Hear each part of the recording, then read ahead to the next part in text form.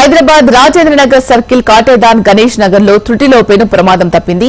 Bike పై వెళ్తున్న వ్యక్తిపై ఒక్కసారిగా స్ట్రీట్ లైట్ పోల్ విరిగిపడింది. బైక్ పై వెళ్తున్న వ్యక్తి హెల్మెట్ ధరించడంతో ప్రమాదం తప్పింది. ప్రయాణికుడికి స్వల్పంగా గాయం కావడంతో స్థానికులు ఆసుపత్రికి తరలించారు. స్ట్రీట్ లైట్ పోల్స్ విరిగిపోవడంపై మున్సిపల్ అధికారులు చర్యలు తీసుకోవాలని స్థానికులు డిమాండ్ చేశారు.